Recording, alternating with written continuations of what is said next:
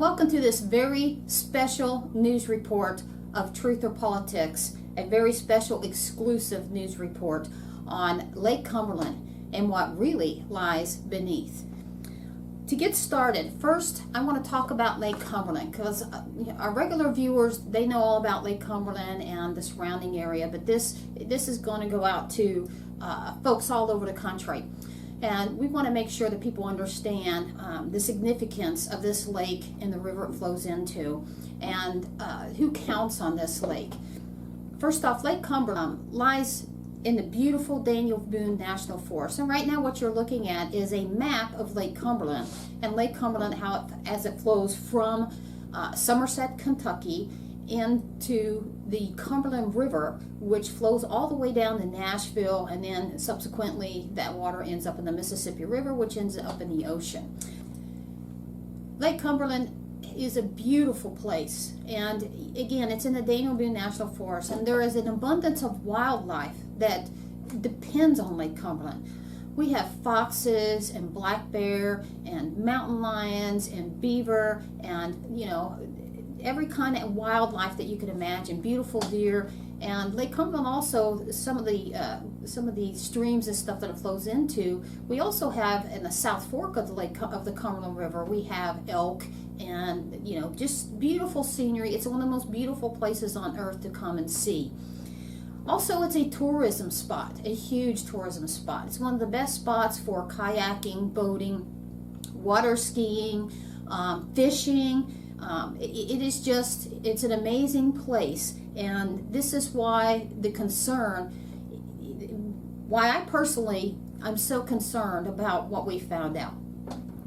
Truth or Politics is a news organization that has branched out in other counties, and one of them being Pulaski County, Kentucky, where the streams of Lake Cumberland flow into Lake Cumberland and then into the Cumberland River. Truth or Politics is also in Louisville now. When we first started branching out and expanding Truth or Politics, we had a meeting in Pulaski County, Kentucky. And what happened is a private citizen, an insider, approached me and told me what I thought at the time was unbelievable. So, I became very concerned, but I didn't believe it at first because it just sounded too amazing. It sounded like, no, this couldn't happen. What the individual told me is that the city of Somerset has a wastewater treatment plant, and that wastewater treatment plant does not work correctly. It's highly defective, and waste like E. coli and everything else is being dumped into Pittman Creek. Now, if you'll go back to that map, you'll see where Pittman Creek runs into Lake Cumberland, and actually there's a smaller creek where this waste treatment plant sits. And it's called Sinking Creek. So the waste treatment plant, part of the waste treatment plant sits on Sinking Creek. Then Sinking Creek flows into Pitman Creek, and Pittman Creek then flows into Lake Cumberland, which flows into the Cumberland River, which goes all the way down to Nashville. Anyways, the story was that this guy told is this waste treatment plant was leaking hazardous waste into not only Sinking Creek, but Pittman Creek.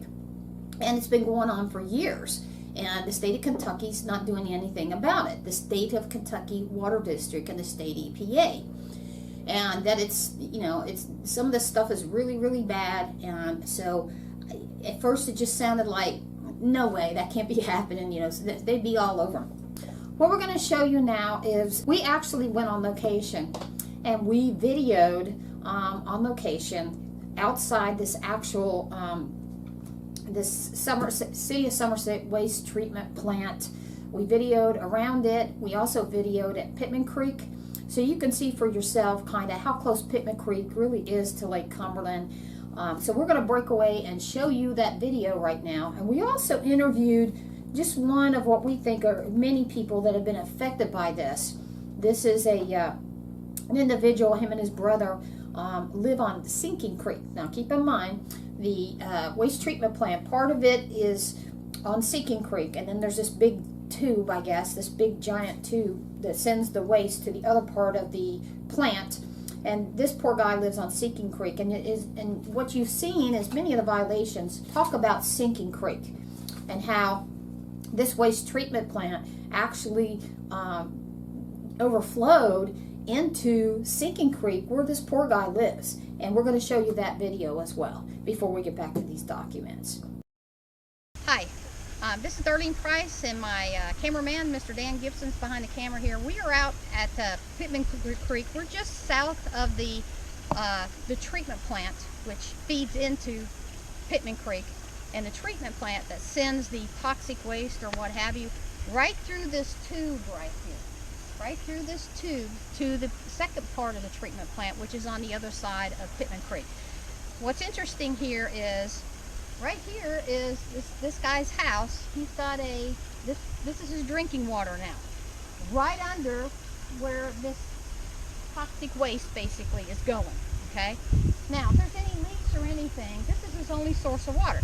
One of the reasons this is his only source of water is a few weeks ago, or about a week and a half ago, after they learned that Truth or Politics was on the case and we hit them with open records requests, the city came out and told him that his city water that was piped into his house, they had to shut it off because it was toxic, okay? They're required by law, when you shut down water sources like that in this whole neighborhood, you're required to tell people in writing why you're doing this. He got nothing in writing, neither did his brother.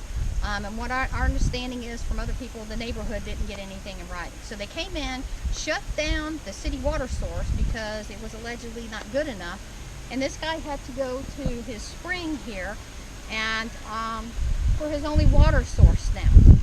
One of the things that these guys are telling us too in this neighborhood is the water, the city water that was being pumped in was just stank. It was horrible, and it looked toxic for many months off and on. It would be just horrible, and that's what they were drinking, the city water. And then once they knew that Truth or Politics was on the case, they come in and shut it down.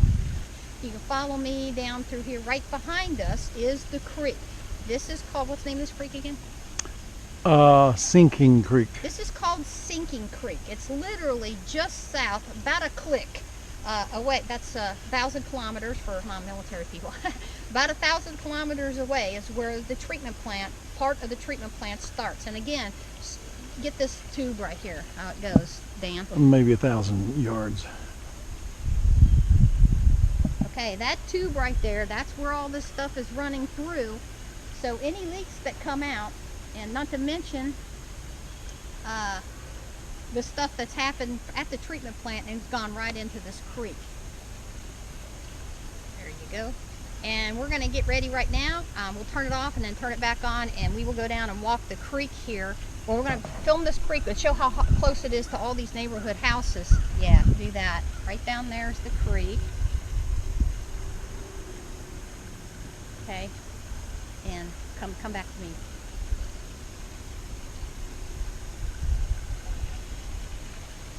Good job. Okay, also, the individuals at this house and several other, they've had their grandkids playing in this creek, okay, and the toxic levels. And once you see the documents, and you'll get to see them as the documentary goes on, you'll see the documents where they've been out of compliance over and over again for 5 years. The state of Kentucky has had this creek, Pitman Creek, which feeds into Lake Cumberland, where people boat, whatever, and even Pitman Creek, people swim, they boat, everything. Pitman Creek has been out of compliance over and over again for E. coli, for BODs, for low nitrogen levels, for like 5 years, repeatedly, yet nothing's been done. So now we're going to go and walk the creek. Okay, this is Pitman Creek. If you look right up this creek, right there's the bridge. I don't know if you can see or not, that bridge. That's where we're going to go, and we're going to change. Well, I'm going to put on plastic gear, something to try to protect myself. Because right across that bridge is where there's big signs saying we can't go there. But look how close this creek is. There's houses up here, there's a house here, all through here. People come and little kids play in this creek and everything else. And literally about 1,000 yards, ballpark, okay, you have the plant up there, and repeatedly this creek is come up for 5 years in a row. Pitman Creek has come up basically toxic, and over the E. coli levels and everything else. And again, those documents, you may be looking at them as I talk. So we're going to go now to walk the creek. here's one of the entranceways to the treatment plant. This is Pittman Creek right down there. Shoot down there and see. So you can see the creek. Or not Pittman Creek, Sinking Creek. Which Sinking Creek, come back. Sinking Creek runs into Pitman Creek, and Pittman Creek runs into the Cumberland River, okay? And as you can see, it says keep out. They've got it gated off. You know, they don't want anybody going back there seeing anything in this treatment plant or how they do business. And it's, you know, it's locked here. Like somebody's hard hat left there. So we're going to try to find a way to walk up this creek, and because creeks are public, they can't keep us off of this creek. You know, they can't accuse us of trespassing or anything. So we're going to go up this creek if we can. We're trying to figure out a way to get down to it and walk up and see what we can see at the treatment plant, which sits right on top of this creek. Thank you. Okay, and here we are. We're at another entranceway to Pitman Creek. Now, Pittman Creek, where we're at right here, is what, just maybe a couple of miles south of Sinking Creek, where we just filmed. Sinking Creek runs into Pittman Creek. Less than a mile. Less than a mile. Less than a mile. Less than a mile. Okay. And Pittman Creek is where the state coughed up all these documents, which you will be seeing in this documentary, showing that the toxicity levels are not good. E. coli levels are high. And notice the sign here: "City, no trespassing. City of Somerset, Pitman Creek, wastewater treatment facility only." Okay. And this is a road, so we're going to go down here and we're going to walk this creek and film a little bit of the creek. And there's a sign for Pitman Creek Road, which runs along Pitman Creek. Okay, and here is Pitman Creek. This is just south of Sinking Creek, and this is again the creek that had the water levels on the document showing out of compliance. And this creek, this part of the creek is before the effluent gets in it. Okay. And as you see, we have some life here. Okay, yeah, there's a turtle down there. Okay. So, anyways, and here comes a car. Oh, Lord. And we go to the other side of the bridge, and you can see the other side of the bridge. There's somebody's little dock and stuff. And people play in this creek and do things in this creek. So this is just south of the first treatment plant. Okay, we are at where you just saw the tanker car coming out. This is where he came out of. And as you can see, it's highly guarded, private property, no trespassing, monitored by cameras, and I think there's a camera right there. We're not allowed in. The gate's open because we got to tilt it up just a little bit. Yeah, I'm going to get this. I'll record it. And okay, that's close enough. It'll get it. Okay, and as you can see, the gate's open, but we're not going to trespass and go through it because, you know, we don't want to go to jail. So, but this is where that tanker truck just came out. We got another one. Here comes something now. Here comes somebody right now. So yes. Just keep rolling. Keep yeah, rolling. I will. See if they'll talk to us. Maybe this guy will talk to us. You never know. I'm sure it's their private security going to try to run us off. I'm sure it is. So keep rolling the camera there, Dan. Okay. Here we go. I may be going to jail, but it's for a good cause. Let's see. Hello. Oh, Hi. how you doing? We're with a news organization called Truth or Politics, and we're doing a documentary on Pittman Creek and Sinking Creek, and Oh, okay. the fact that for 5 years the water levels have been toxic and no one's pretty much done anything about it, so we're doing a documentary on it. Okay. Well, that's a good deal. All right, well, we appreciate you. Thanks. All right. We'll Yeah. leave. Thank you. All right, thank you. We are on Highway 27, just south of Somerset. This is the Pitman Creek Bridge. There's a sign for Pitman Creek. This is where runs into Lake Cumberland. So Pitman Creek is toxic, or the levels are not right. Then Lake Cumberland, where everybody fishes and boats. Oh, by the way, Pitman Creek, there's all kinds of boats and people fishing and doing water sports in Pitman Creek, even as we speak right now. And the water levels are not good. And if you pan around and show that bridge, we can move over here.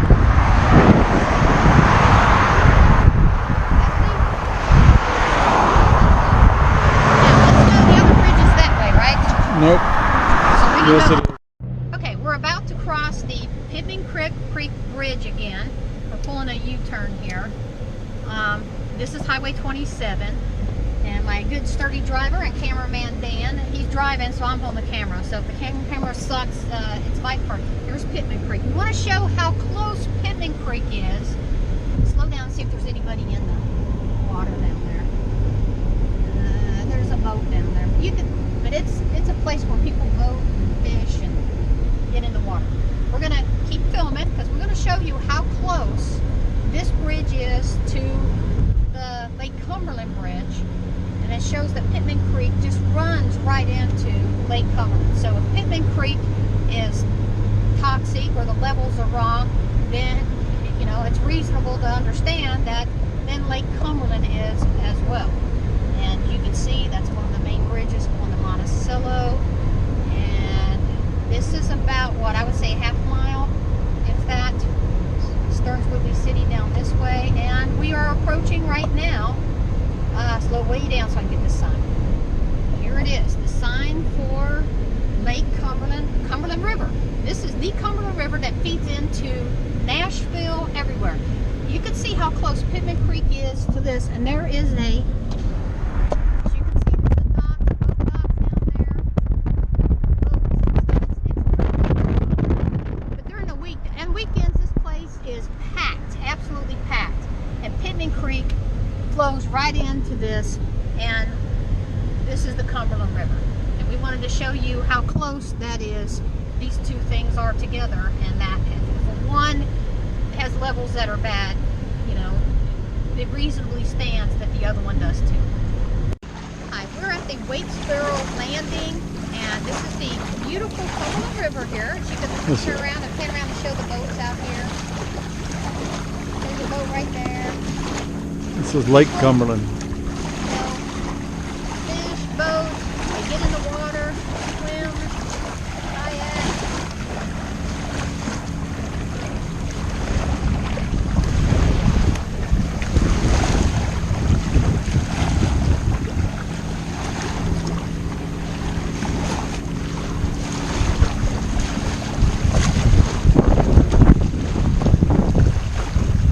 See that building there?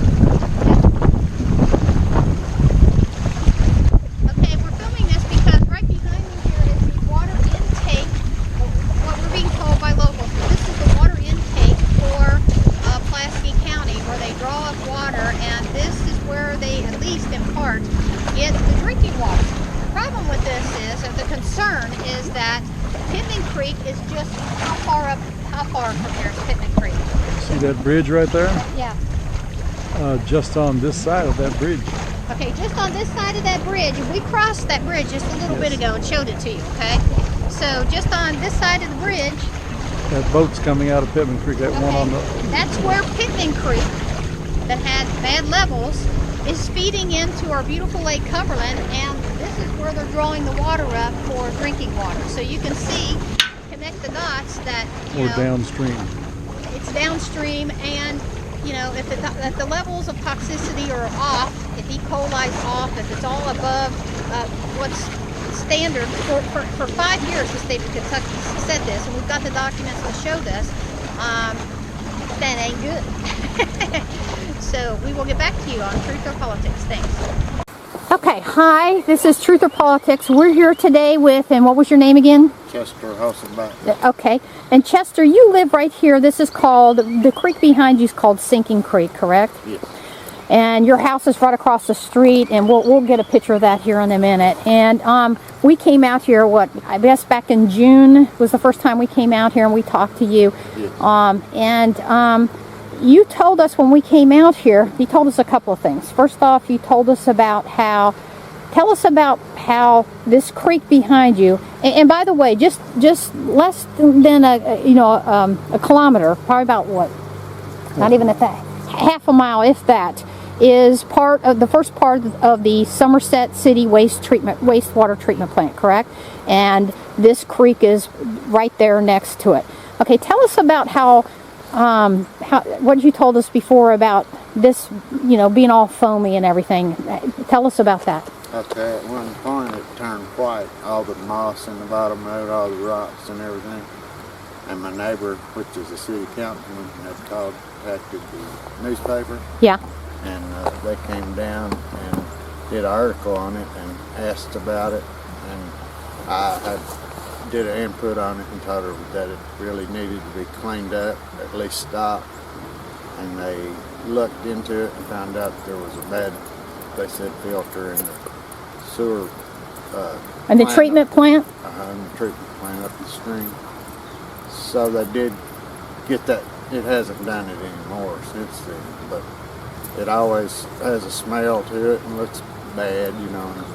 Yeah, the first time that we came here, when we got out of the car, you know, now it's winter time. This is November. When first time we came here was what, late May, early June, and when we got out of the car, I mean, the smell would just literally knock you down. It was real bad. Worse when it rains. Yeah, when it rains, right. Yes, they release more.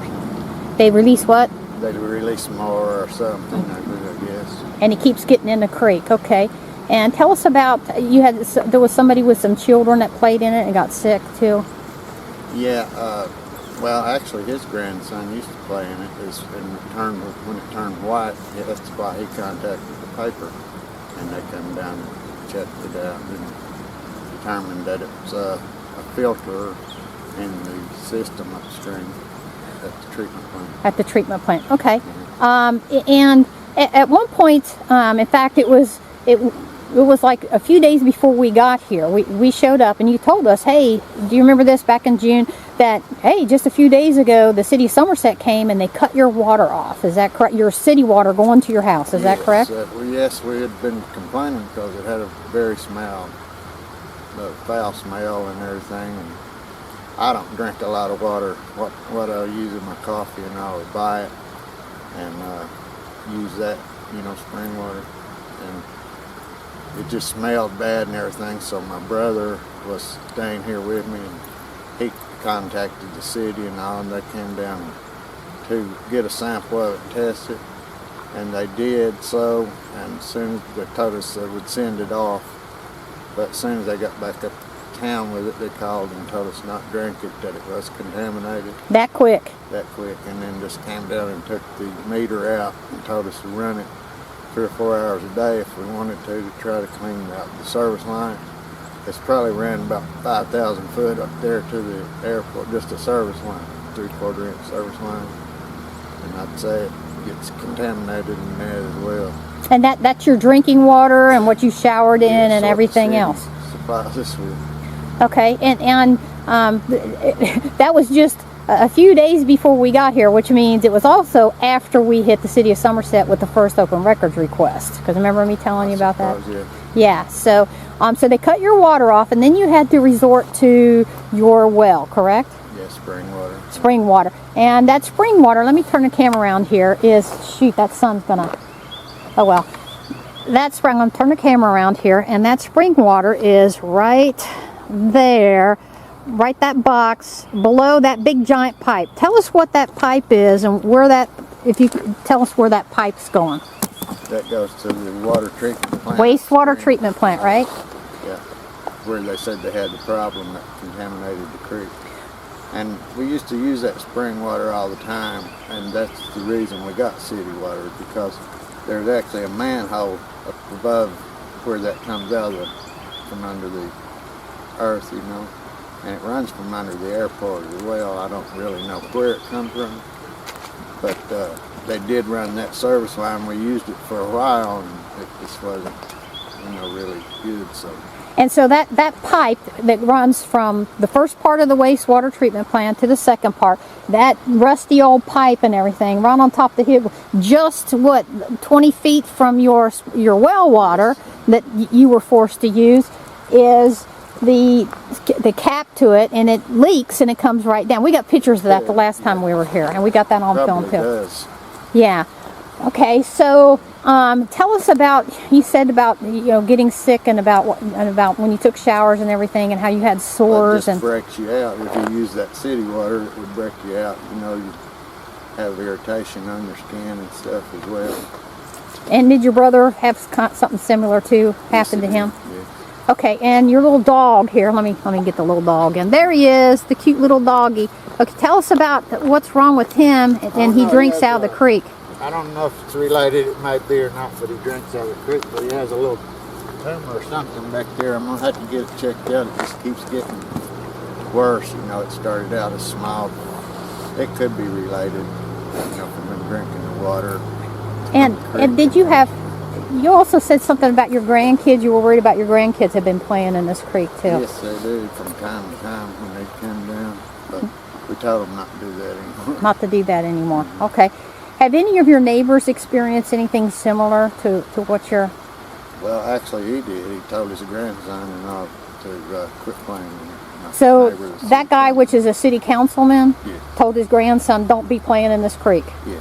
Okay. After it turned white. After it turned white. Okay. How many times has that happened? How many times, not just that the creeks turn white, but that just the creek look off or smelled bad, or how many times has that happened? Quite regular. Regular, pretty regular? Yeah, just like I said, it's worse when it rains, you know. I think maybe they release more, clean the plant out or something. Okay. I want to come up here, walk with me up here, and I'll try to film you as we walk up here towards your well system, because I want to show this well system up here, and I'll follow you, and you just talk to us and tell us about your well and about this pipe up here, which looks pretty doggone bad, if I may say so myself. And it's some of this stuff too, all this brown stuff up through here. Is that from it leaching down this? Because everywhere else it's not brown. I don't know, probably it's that, and it could be, you know, some of it could be just, you know, dying out from the. Okay. But here is your well, and they came and turned your city water off, so you had to drink out of this well. And here is that pipe, which the wastewater treatment plant stuff goes from one part of the plant to the other. And let me get all this on here. You can see where that could be leaching out right into your. And there's actually a manhole right up there. Right, there's a manhole up here. Let me go up here and get this. It could be leaking down into there. Well, the last time we were here, we got that on the GoPro. It was actually leaking, and I got pictures of that, or I got video of that. And here it is. Here is the manhole, and it says sewer, sanitation sewer. This is that. Here I'm going to slowly come up, and you can see where it comes right to where his well is. What is that? What is that, 50 feet maybe? Maybe 50 feet. And when we were here before, it was actually leaking out. And you can see around that where it's leaking out right onto his property. Has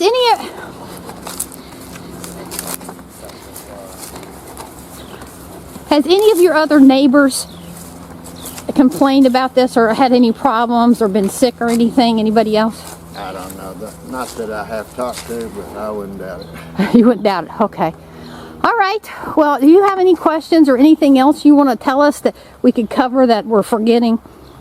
Only that I tried to get the water tested before the city came, and they wouldn't do it. That's right. In fact, you contacted an Alan Nold from the state of Kentucky, Water Management Branch, Division of Water, and you asked them to come and test your water, didn't you? yes. And they refused to. Did they tell you why the Division of Water, Kentucky, would not come and test your water? No, they just said they couldn't test it, that the city would have to do it, so. Okay.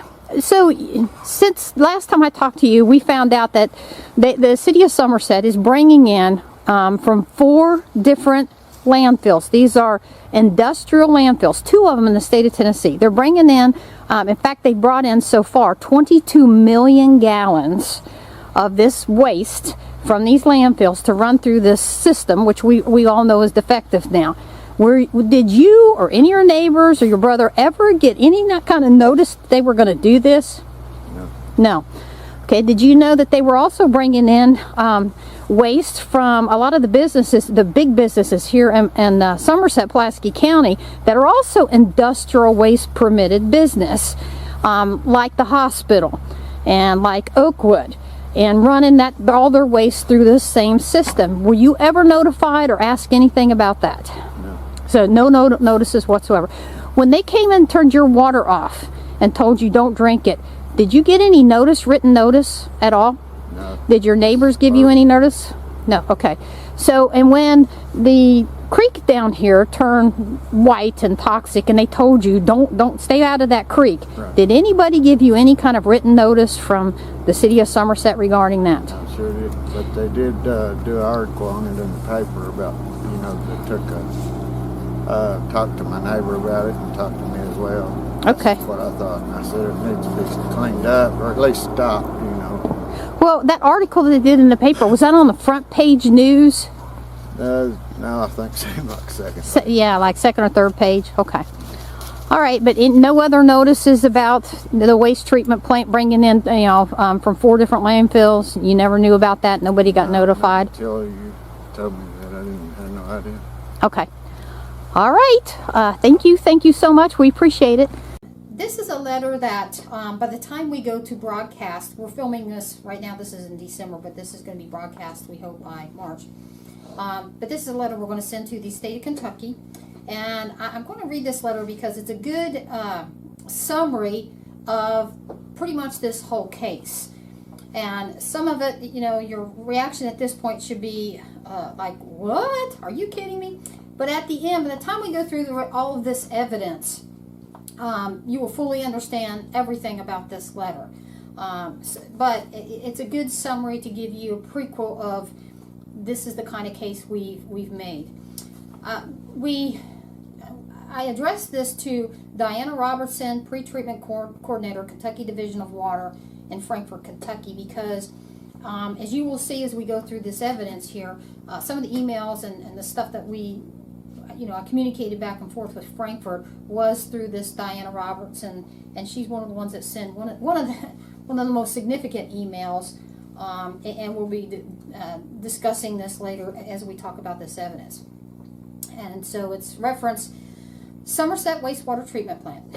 Dear Ms. Roberts, our news organization has been conducting an investigation on an allegation that the wastewater treatment plant in Somerset, Kentucky is and has been malfunctioning for years. This seriously flawed plant has repeatedly allowed dangerous pollutants to enter Pittman Creek, which flows into Lake Cumberland. And Lake Cumberland then flows into the Cumberland River. The allegation is that beginning in 2019, the city of Somerset has made the decision to add to this defective plant what's called leachate from 4 different landfills, 2 of which are in Tennessee. Through a series of open records requests and information from confidential sources, we have verified this information. It became very apparent from the documents that the State Water District and the State EPA provided that at least since 2016, this Somerset plant has been in repeated violation through May 2021.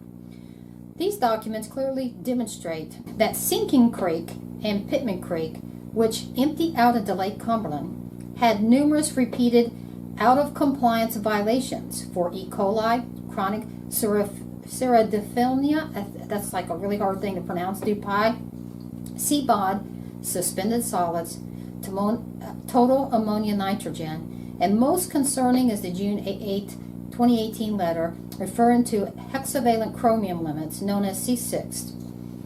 These many violations run at least from 2016 to 2021. These violations were serious enough that the State Water Department repeatedly threatened that, and I'm quoting directly from the violations, violations of the above cited statutes and or regulations are subject to a civil penalty per day per violation. Violations carry a civil penalties of up to $25,000 per day per violation, depending on the statutes and regulations violated. Close quotes. Yet, in the state EPA and State Water District and Somerset's answers and or documents provided, there were 0 fines or penalties leveled on either the City of Somerset or the wastewater treatment plant, even though numerous violations have been cited over a period of 6 years. What is even more disturbing is the fact that even though this plant was experiencing these serious violations, the City of Somerset was allowed to bring in leachate from landfills that accepted industrial waste, asbestos, construction and demolition waste, some of which are from large demolition projects. This information is clearly stated on the websites of these landfills. This was and is continuing while this plant is still operating on a 2009 permit. That is clearly not an industrial permit that one would logically think would be required for dealing with this type of toxic waste. My research has shown that these types of toxic landfills accept the most toxic of all waste, which most often contains many of the following: fluorocarbon resins, PFOs, PFOAs, also known as forever chemicals, C8, hexavalent chromium, C6, carbon tetrachloride, trichloroethylene, TCE, dichloroethylene 1 and 2, methylene chlorine, hexachlorobutadiene, pentachlorophenol, PCP, benzobifluorethene, tetrachloroethylene, chromium, asbestos, vinyl chloride, lead, PCBs, or polychlorinated biphenyls, just to name a few. Most disturbing is that most of these toxic pollutants are listed in the federal EPA's list of priority pollutants and are highly regulated by the Clean Water Act program under 40 CFR Part 423, Appendix A, and an EPA 40 CFR Part 445. Landfills that handle this type of industrial waste have to jump through numerous federal EPA and NPDES Title 40, Chapter 1, Subchapter D, Part 122, and state regulatory hoops to obtain very special industrial permits for this type of toxic waste. This is because these toxic pollutants are notoriously proven to cause great harm not only to humans, but to any wildlife that is exposed to them. Through these permit processes, many of these regulations require that the landfills demonstrate that their waste and their leachate resulting from the waste have no way of getting into any surface waters or groundwaters. This is not only part of the permit process, it is also part of a highly regulated monthly testing processes to ensure continued compliance. The leachate that is then generated from these landfills will most always contain these deadly toxic chemicals, and anyone in the industry that subsequently handles these toxins, like the trucking companies or leachate landfill farms, are required to meet many of the same permit processes, regulations, and standards similar to the industrial landfill requirements.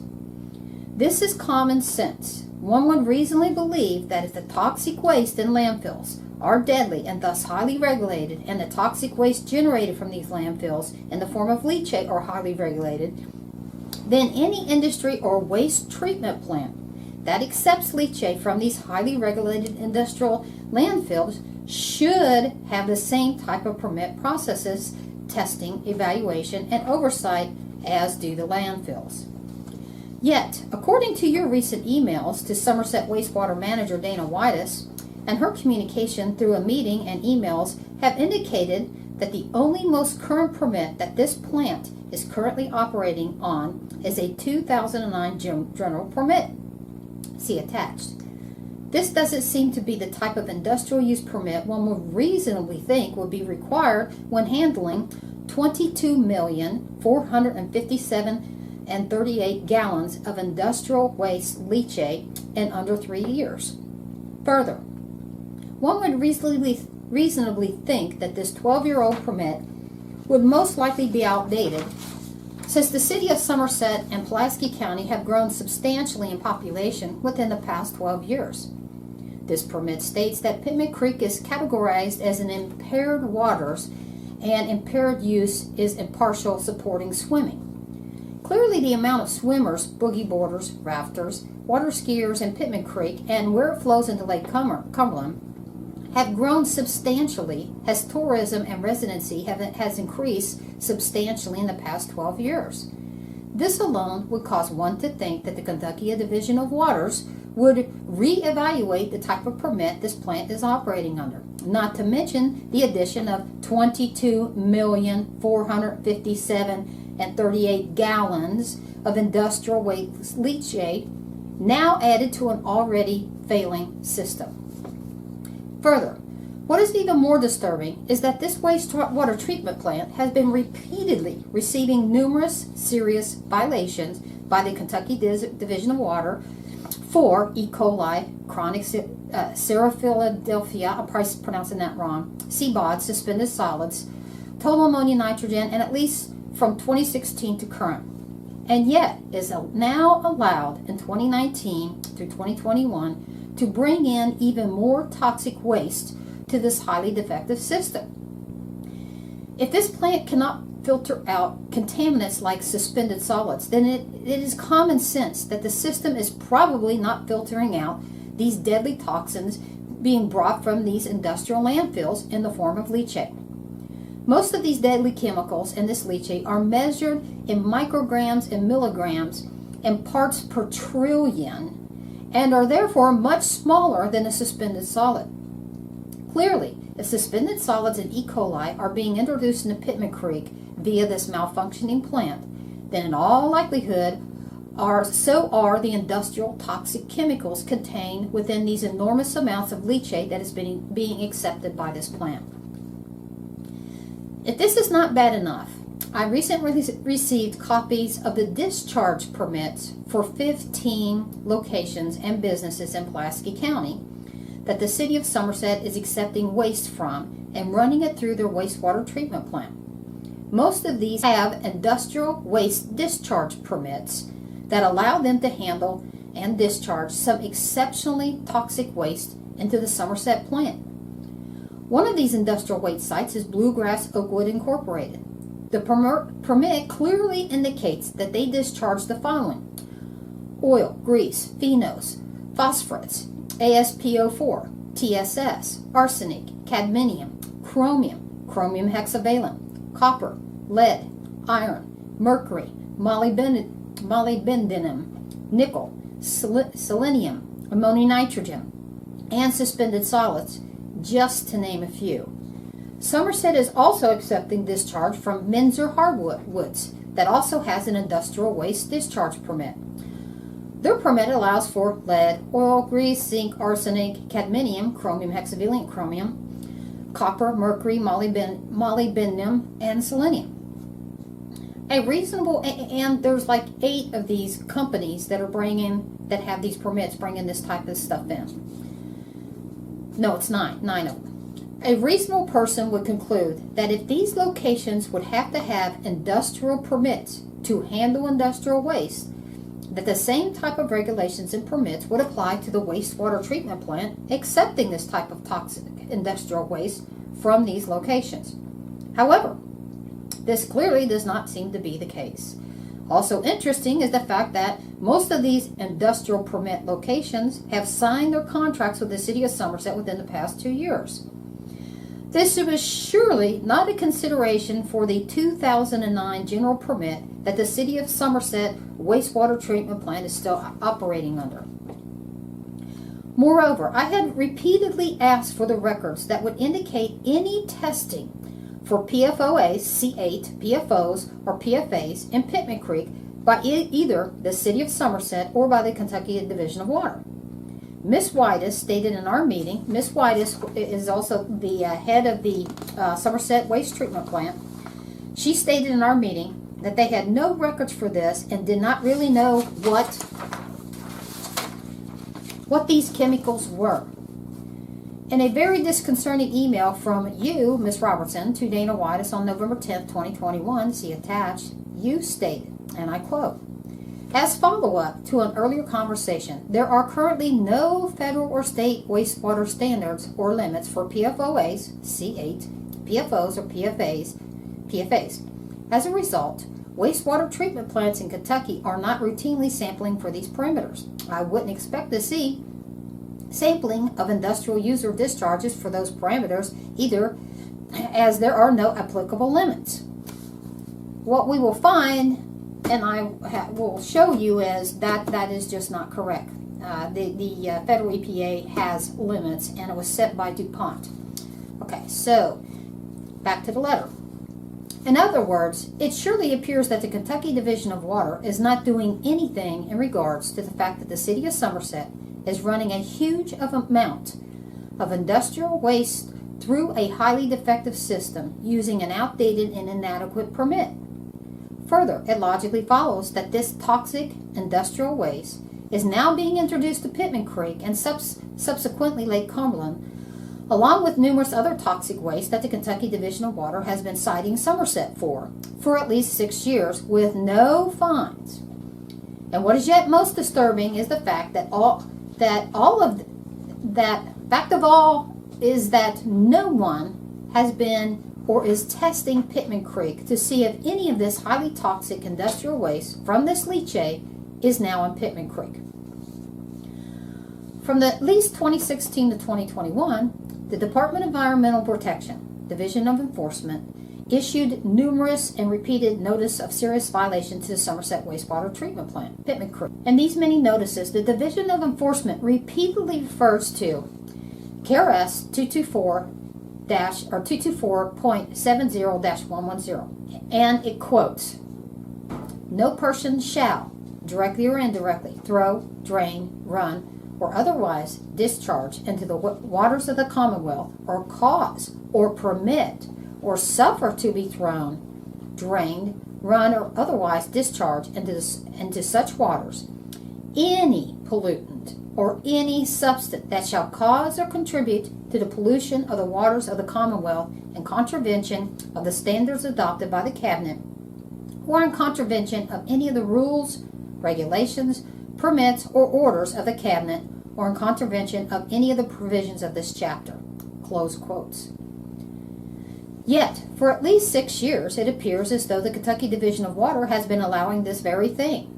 By allowing the City of Somerset Wastewater Treatment Plant to continue dumping toxic waste in, I'll repeat, E. coli, chronic Serodelphia dupi, CBOD, suspended solids, total ammonia nitrogen is in, and now millions of gallons, 22,457,038 gallons of industrial toxic waste via a landfill leachate into a defective treatment plant that in all probability is dumping these industrial toxins into Pitman Creek, which runs into Lake Cumberland, which then runs into the Cumberland River.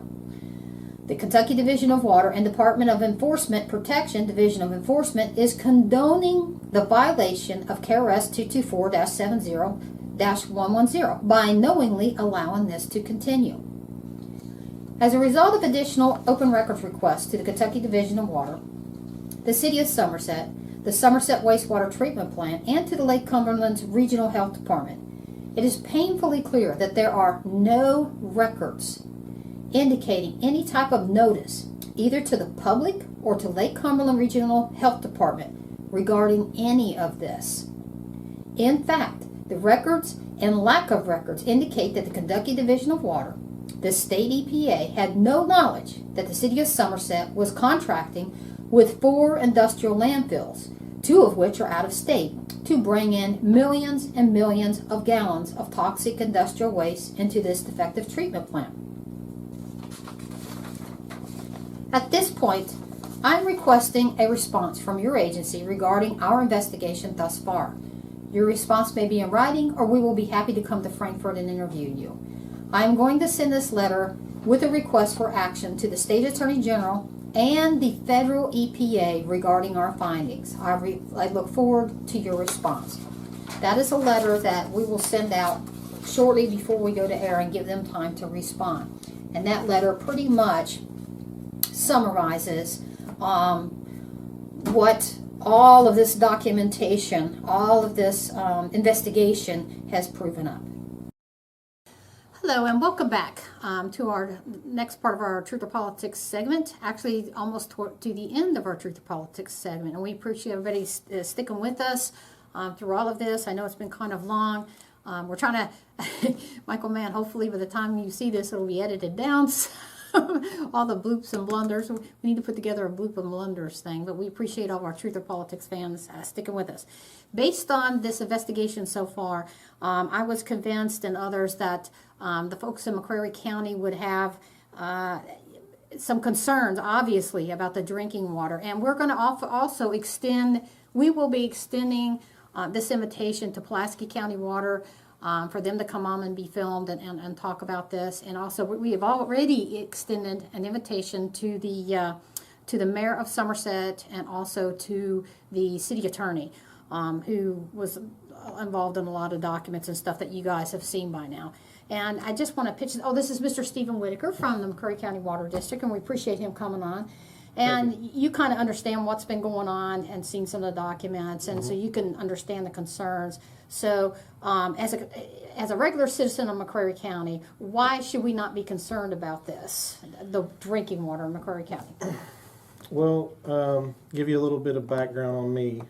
I've been here 24 years, and this utility district has always strived to do the very best for McCreary County.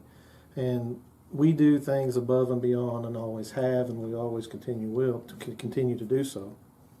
And you guys have a history too of fighting against things that people who are trying to pollute, like the federal government, and you Yes. guys have a history of sticking up for the citizens of McCreary County Very and much. putting up a fight, and we've had some video and stuff in the past about that. So a well-earned reputation. Go Yes, ahead. that's right. In our Zone 1 protection area, we have, like you said, took on the federal government and the Forestry Service, and they've been well to work with us, and they've seen our concerns and listened to us, and they no longer do prescribed burning in our Zone 1 protection areas. That was a big milestone. fight, That was yeah. a big fight, and Steve Owens did a terrific job of laying out the concerns and doing a good job with working with those folks, and they listened to us. And we have a well-established protection area around our watershed area in McCreary County.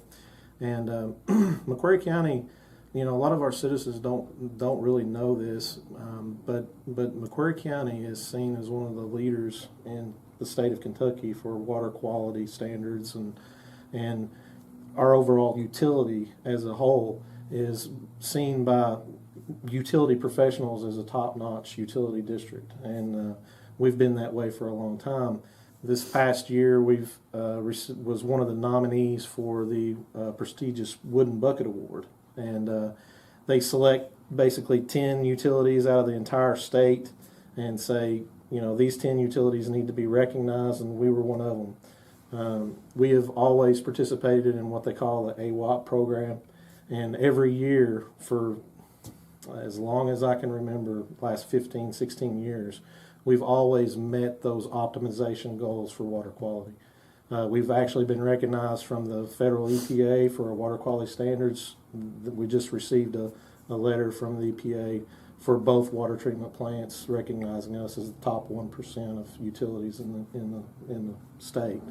So talking about some of the things that you was discussing with me, the citizens of McCreary County shouldn't be concerned about this because Well, their drinking water. about their drinking Right, water right. because the level of testing and the level of scrutiny that we do our own. We do a lot of studies on our own behalf.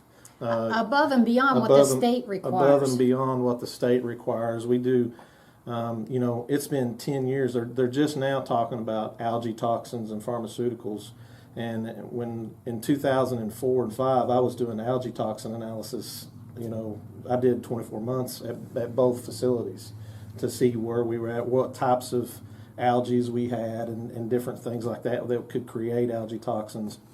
So we do a very good job of making sure that we protect our citizens, and furthermore, our intake location compared to where these issues are occurring. We're upstream, kind of in the Right. headwaters of Lake Cumberland. We don't really see that stuff's all pretty much downstream from our location, from where we withdraw. And we, at the beginning of this, we uploaded a map, and we've got where Somerset is, and where this facility that's, where the concern is, Right. and where Pittman Creek is, where this facility is, their effluent is going in this facility, and where McCreary County drinking water outtake is upstream and kind of over and Away from away from that. Yeah. So,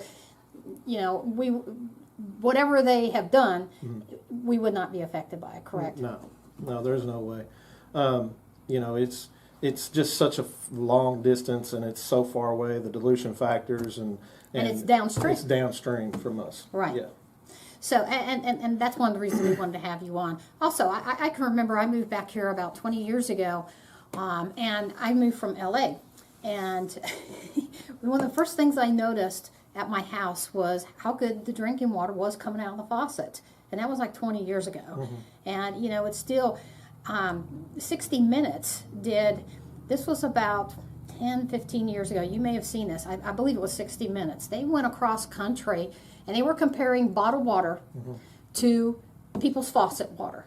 And they went across the United States and just walked into people's houses and said, hey, there was 60 Minutes. Can we just test your water and test it against bottled water? And they tested the drinking water out of faucets all across the country to bottled water. For all you bottled water drinkers, and I drink a lot of bottled water too because it's easier, it's convenient when I go to the gym or whatever. So, but about 90% and they went in almost every state, all over the place, 90% or more of the tap water coming out of people's faucets were more clear, had less suspended solids, and we've talked about that in this video, just was better drinking water than bottled water. And the reason I was told for this, by 60 Minutes, and I did some research and verified this, because most states, have more regulations and more controls at the state level over their drinking water than the federal government does.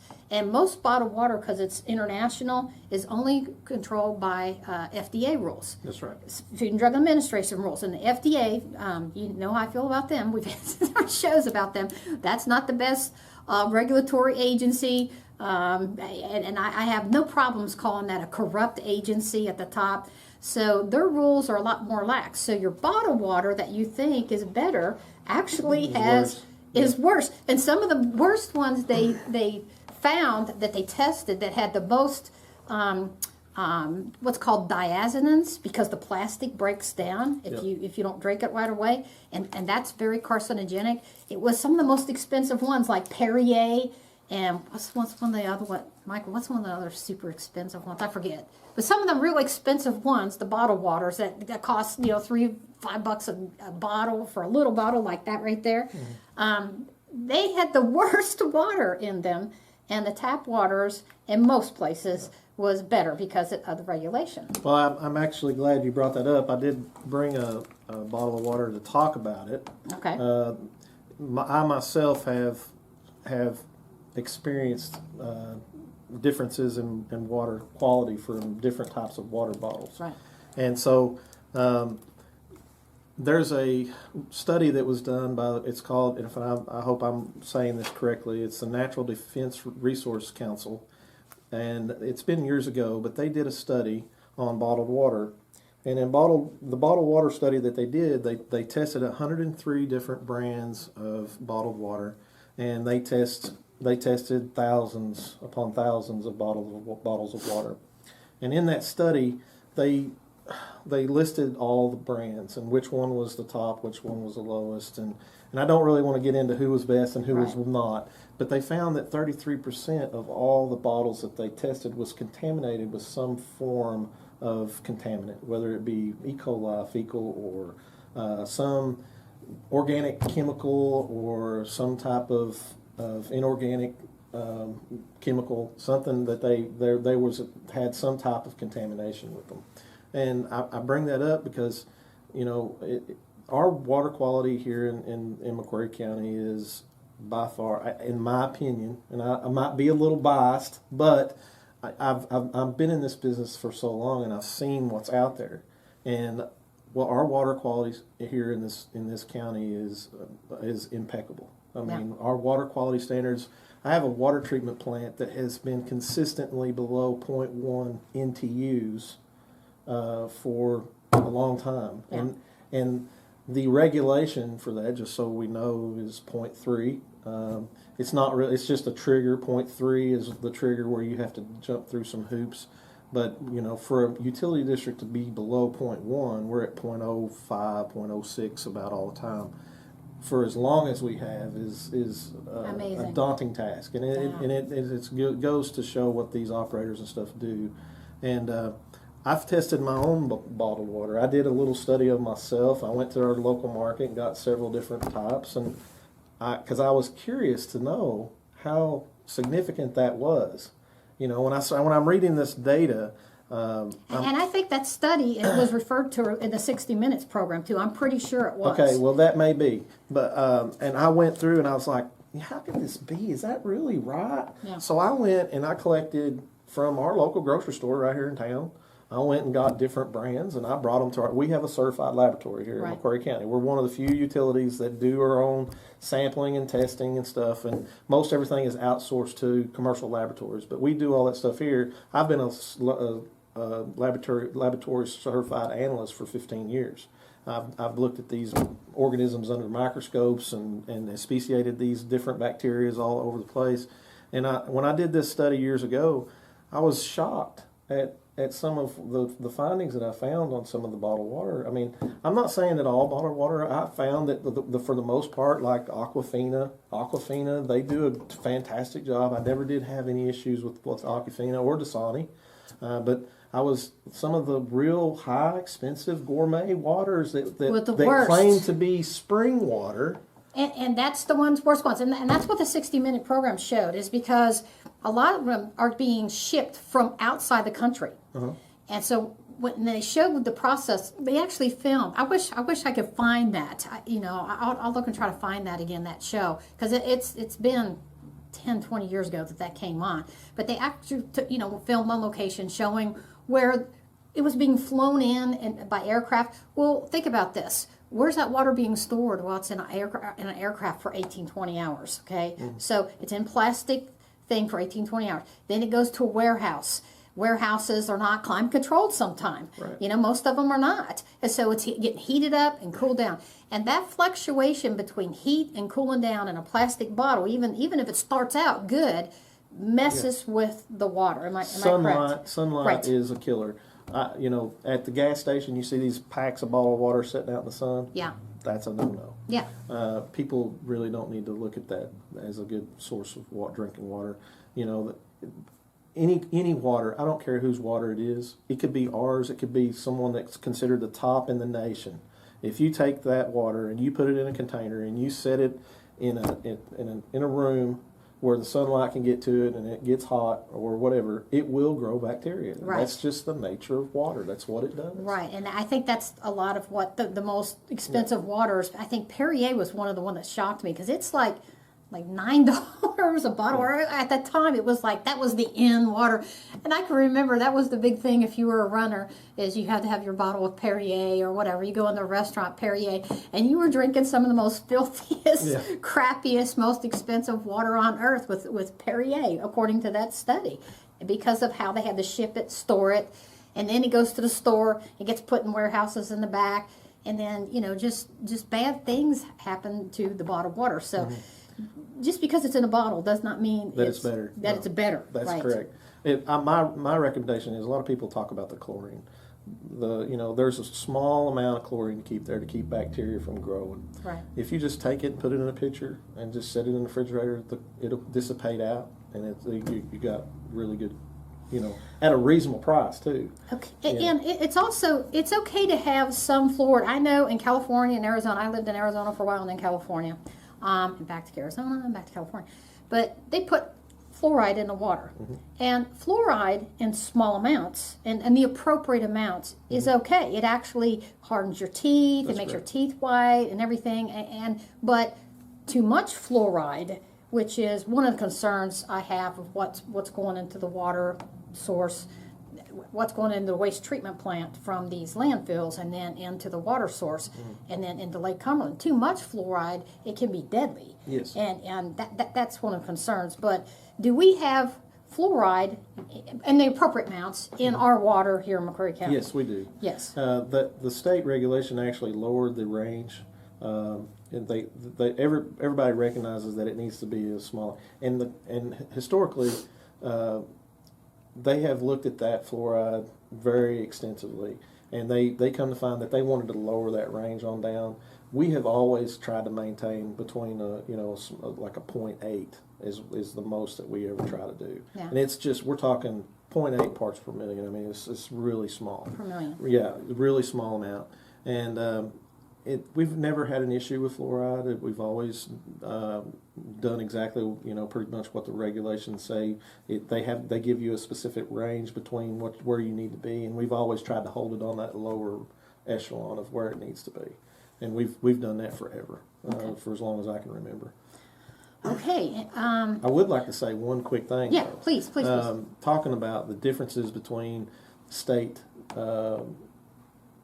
legislation and talking about water quality standards across different states.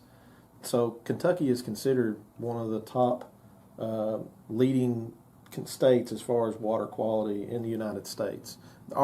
Our water quality standards in Kentucky are not what they are in Tennessee or Indiana or Ohio. Right, that's drinking water That's standards. drinking water standards. Right. And I will say that the legislation has done a fantastic job of really, making sure that those water quality standards are the best that they can be. I've been to other states, and I know what I've seen at other states for peer review and helping utility districts that's having trouble.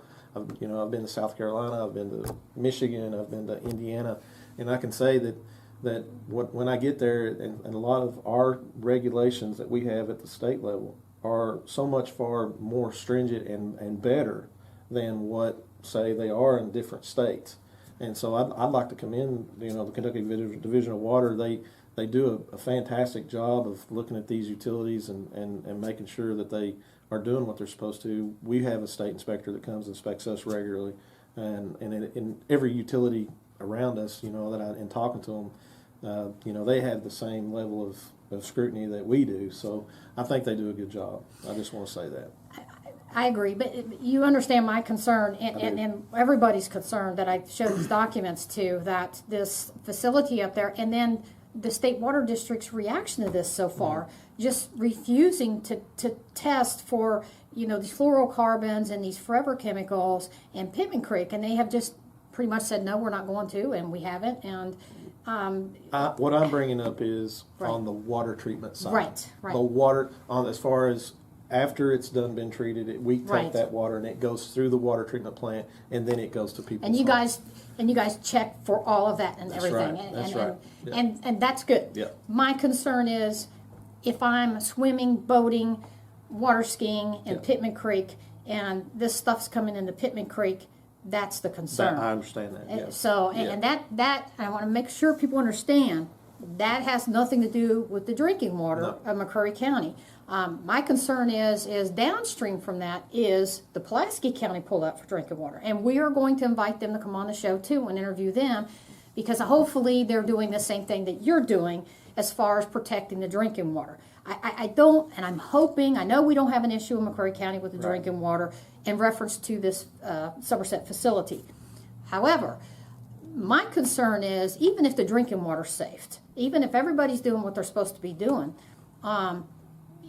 it's obviously a concern what this utility is putting into Pittman Creek, and who's watching them. And then if this is the state's reaction, some of the emails we got back from them was like, so we don't check that and we're not going to. Well then, how many other facilities are doing this and getting away with it? And who's watching these municipalities? And that's my concern. But I appreciate you coming on, because I knew people would watch this show, and rightfully so, and get concerned. Oh gosh, are we drinking contaminated drinking water? And I'm here to tell you, your sink water in McCurry County is probably way better and more pure than most bottled water. So, and I drink it all the time. So there you go. And you know me, I would not say that if it wasn't true. And his laboratory and everything that they do, I have faith in the fact that the McCurry County drinking water is fine. And anytime something does happen, because all water facilities, you'll have, like an overflow or something, you guys are really good about putting it out everywhere. You put it on Facebook. Anytime we've had a water leak, I come home and there's a thing on my door. You guys go door to door and notify people. Well, so, we do things a little differently than some of the other utilities in the state when it comes to leak repair. And we do that because people has heard radio announcements about boil water on such and such street. There's some places that get burnt out with hearing how many boil waters there are. Yeah.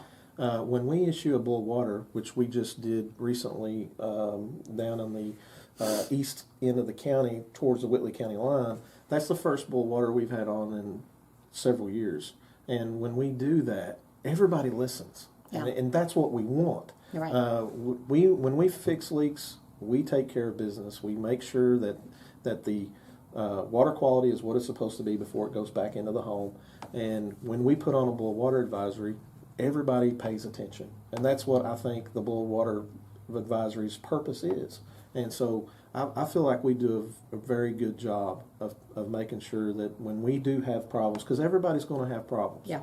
If we have a problem, we want you to know about it. And Well, we what's- want to deal with the problem as fast and as quickly and as efficiently as we possibly can. What's a number that you can give out that people call if they think they have a problem to report something to, maybe a water leak or? Well, we have two contact numbers. If they have an issue, by all means call the water office Monday through Friday from 8 o'clock until 4:30.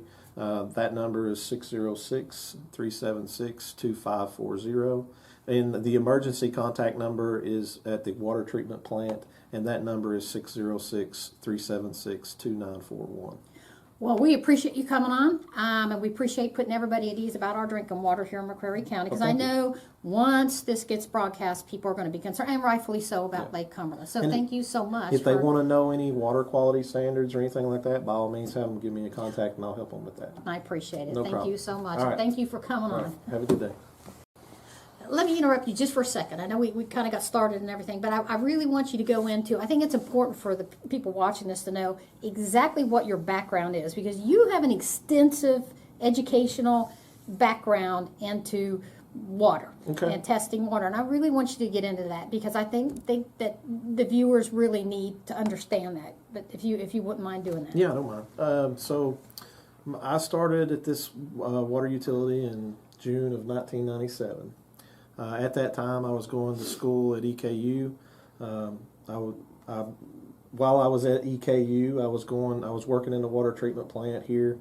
I became a licensed operator in 1998 and was a water treatment plant operator while I was going to school at Eastern Kentucky University. I went to EKU and went to class during the week and come back down here and worked in the water plant of the weekends. And then while I was in college, I began to work for Madison County Utilities. So my college career was a little bit of a blur. I was working for Madison County Utilities during the daytime.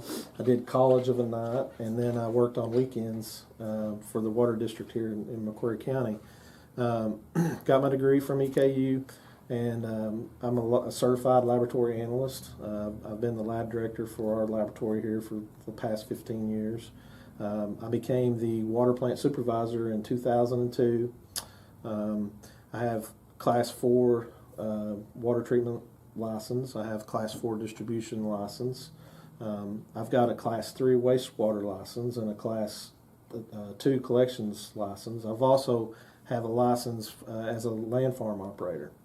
I've done a lot of training in the laboratory for different methods of testing for HPCs and total coliforms and just different stuff like that. But I've been in this business a long time, and there's not much I haven't seen or done.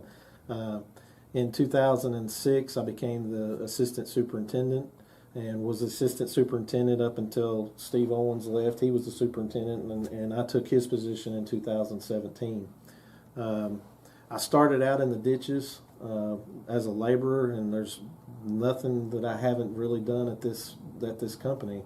I worked on the line crew. I've been working in the water treatment plants. I've worked at the wastewater treatment plant, and I've been on the sewer side as well. So there's not much I haven't seen or done here. Okay, well, that's good to know that you have an extensive background. Thank you. Thank you all very much for watching part 1 of this Truth or Politics special news report entitled Lake Cumberland, What Really Lies Beneath. We hope you will tune in on NBR TV, Facebook, and YouTube for part 2 of this amazing report. In part 2, of this report, you will see a mountain of documentary evidence we have uncovered during our first investigation. These documents are amazing, and these documents themselves tell a story. In fact, these documents are the story. So thank you so much for watching part 1, and stay tuned for part 2.